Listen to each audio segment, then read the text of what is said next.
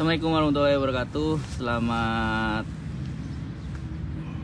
pagi waktu Qatar, teman-teman Tribuners.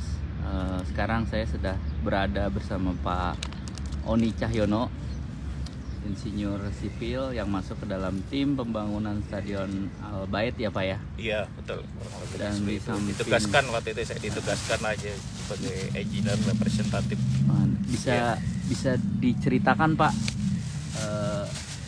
nama Bapak siapa, terus mulai kerja di Qatar mulai sejak kapan gitu Pak kira-kira?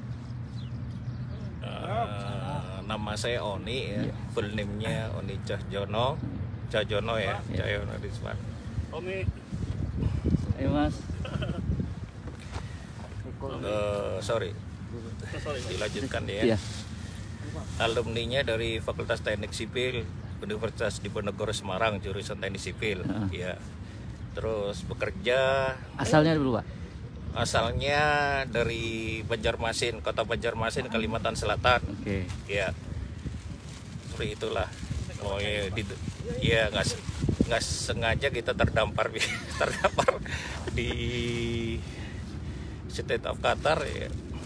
Tanpa sengaja ya, karena sebelumnya punya keluarga saudara kandung juga yang bekerja di oil and gas di Middle East. Kemudian ada referensi banyak pekerjaan yang bagus-bagus dan menarik di Middle East. Kemudian saya mencoba buat aplikasi, terus salah satu perusahaan ya, dari yang banyak pekerjaan di Qatar waktu itu tertarik dengan saya. Nggak tahu yang apa gimana. Terus kemudian interview sekitar tahun 2007 gitulah kurang lebihnya segitu. Dan waktu itu kemudian dari pilihan-pilihan yang diajukan, saya memilih State of Qatar gitu karena kayaknya memang paling ideal bagi saya gitu, kurang lebihnya gitu. Berarti sejak tahun 2007 di Qatar? Iya, kurang lebih awal-awal 2008 lah gitulah. Nah itu dalam perjalanannya sampai bisa masuk ke dalam tim pembangunan Stadion Al Bayt atau persiapan Piala Dunia ini bagaimana?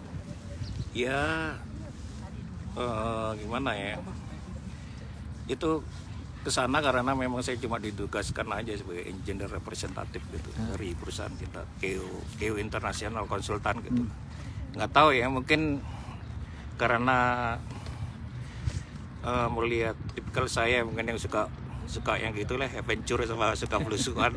Bukan pekerjaannya berat juga sebenarnya sih, gitu loh. Pagi siang malam, terus kadang-kadang harus climbing juga, naik periksa kerjaan itu.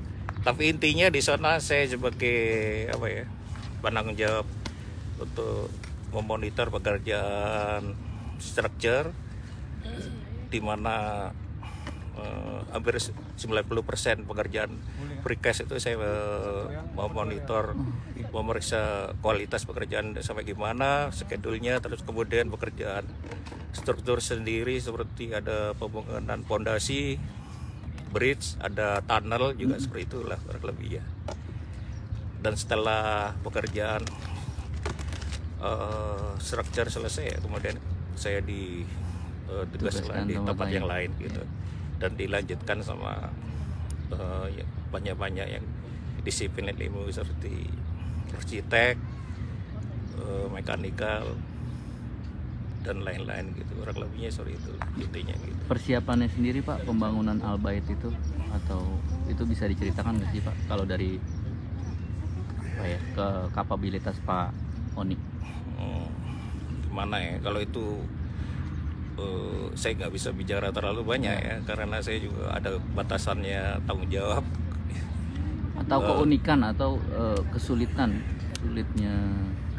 pembangunan di sana tuh bagaimana? Iya, memang kesulitannya intinya semuanya pembangunan di sini ini kan karena terutama stadion itu awal mulanya itu di daerah gurun yang nggak ada fasilitas apapun gitu loh. Dan semuanya harus dibuat dan dipersiapkan untuk bisa menjadi sesuatu fasilitas yang capable ya. Ada fasilitas semuanya dari semuanya ya, electrical power, jadi dibangun juga power plant, terus suplai ya itu ada suplai untuk air bersih, suplai power, suplai untuk irrigation dan lain-lain sih, banyak banget. Dan salah satu kendala memang yang agak susah mungkin, banyak kan material juga harus diimport gitu.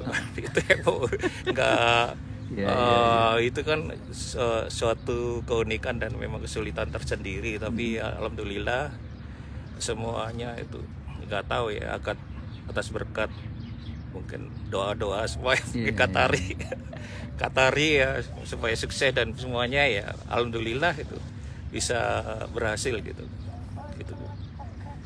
Nah, Al Bayt ini kan digunakan sebagai stadion pembuka ya Pak.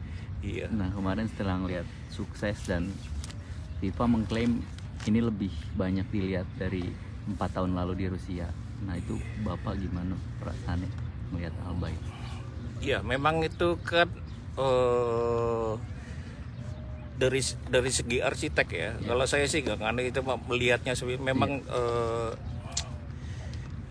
untuk mencerminkan napas-napas seperti negara seperti Qatar, tapi kan dibuat seperti bentuknya seperti tenda seperti gitu ya. Terus dibuatnya juga di gurun, iya, terpisah, nggak langsung di itu kan areanya juga kan terpisah di meskipun berdekatan dengan Al-Khor City, tapi maksudnya kan lokasinya kan terpisah gitu. Iya. Untuk mencerminkan bahwa itu benar-benar dibangun di area Middle East gitu kan, mungkin ada perencanaan. Kalau saya sih nggak punya kapasitas untuk menceritakan lebih lanjut sorry, karena saya nggak ngikutin proses desain tim atau pembicaraan gimana maksudnya dan tujuannya, tapi kurang lebihnya itulah secara garis besarnya kurang lebihnya itu gitu. Iya. Oke. Sekarang ke profil Pak Oni, Pak. Iya. Tadi Bapak bilang di Undip ya? Iya. Undip. Itu kenapa mengambil jurusan insinyur sipil itu? Iya. Gini ya, saya itu nggak tahu ya, memang pertama itu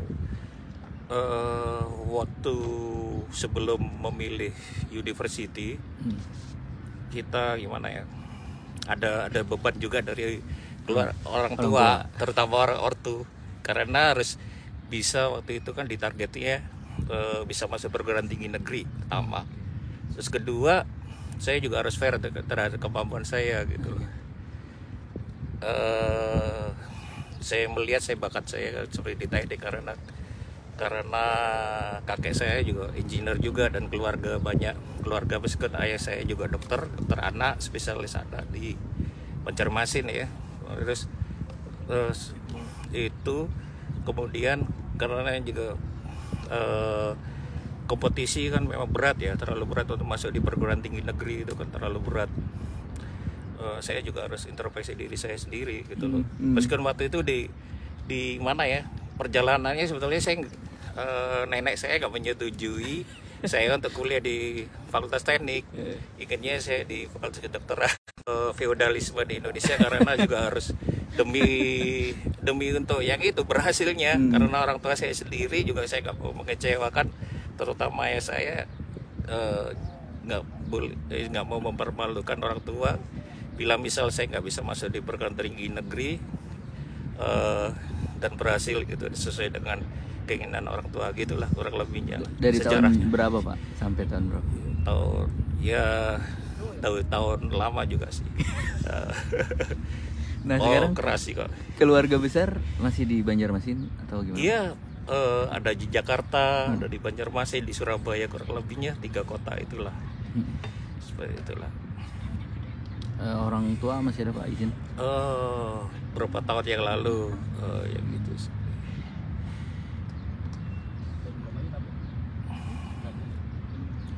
Ya, ya memang semuanya hidup memang ada awal ada akhirnya semuanya. Saya pun juga bisa aja ya, nggak tahu ya, seperti itulah. Tapi setelah lihat Bapak berhasil di Qatar sempat ada. Gimana? Setelah lihat Bapak berhasil di Qatar itu sebelum meninggal? Ya kurang lebihnya lah. Enggak, karena gimana ya, ada beban juga sih. Enggak, di keluarga kita itu kan semuanya ada yang profesor juga teknik sipil, terus banyak yang jadi pressure dari keluarga memang besar juga. Kalau kita nggak berprestasi sulitnya gimana ya memacu diri saya untuk bisa seperti itu gitu. Salah satunya ya ini mendorong saya, memotivasi gitu dalam perjalanan, salah satu perjalanan hidup kita gitu. Ya seperti itu, memotivasi karena memang keluarga dominan sih gitu loh. Nah kedepannya Pak, apa sih harapan Bapak, impian Bapak? Gimana maksudnya? Kedepannya apa harapan dan impian Bapak gitu? Apakah misalnya nanti saya akan pulang ke Indonesia untuk membangun ini atau ya kalau prinsip saya sih hidup itu yang penting itu dimanapun bagaimanapun dimanapun harus bisa menguntungkan banyak pihak gitu loh. Itu aja prinsipnya sebagai muslim ya. Bikin senang orang tertawa aja. Iya. Di sini pun saya juga harus berusaha seperti itu, menyenangkan perusahaan, menyenangkan teman-teman di kantor, semuanya supaya bisa tertawa, jangan membuat masalah gitu aja dimanapun berada gitu aja. Itu aja sih. Karena sebagai kewajiban kita Mas Indonesia di dunia ini ya memang seperti itu gitu loh, bukan yang gitu aja. Dan bekerja juga salah satu kewajiban kita karena itu termasuk ibadah ya. Betul, kalau muslim kan seperti itu ya, gitu aja sih. Baik Pak Oni, terima kasih banyak atas waktunya. Tribuners, terima kasih sudah menyaksikan. Sampai bertemu di live beberapa menit depan. Assalamualaikum warahmatullahi wabarakatuh. Waalaikumsalam warahmatullahi wabarakatuh. Terima kasih sudah nonton. Jangan lupa like, subscribe, dan share ya.